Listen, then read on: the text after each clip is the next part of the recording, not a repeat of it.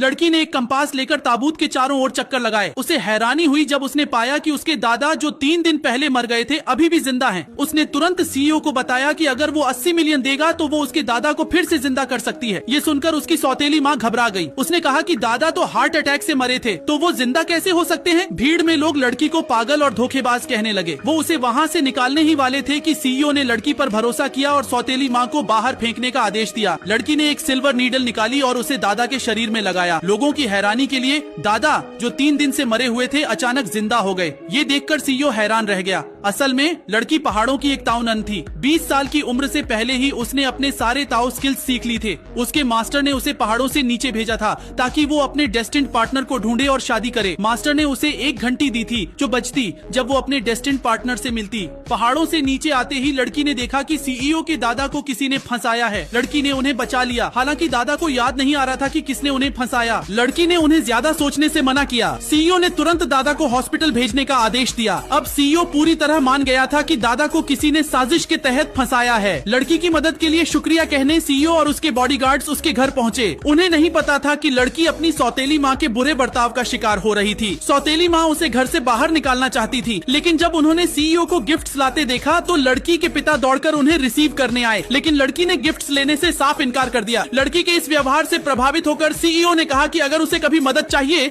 तो वो बेझिझक कह सकती है। लड़की ने एक ही मदद मांगी, उसके परिवार से उसके रिश्ते खत्म करवा दें। बचपन से उसे कभी माँ बाप का प्यार नहीं मिला। उनका सारा ध्यान उसकी छोटी बहन पर था। अब जब लड़की के पास ताकतवर सपोर्ट था, उसने अपने परिवार से आजाद होने का फैसला कर लिया। सीईओ ने उसकी ये ख्वाहिश पूरी करने का वादा किया और उसे अपनी पत्नी बनाने की तैयारी शुरू कर दी। लेकिन जब लड़की ने सीईओ की पैरालाइज्ड टांगें देखी तो उसने कहा कि वो उन्हें ठीक कर सकती है। फिर उसने किचन से एक चाकू उठाया और सीईओ के हाथ पर वार करने ही वाली थी। पार्ट 2 के लिए कमेंट्स में हॉटपॉट लिखें।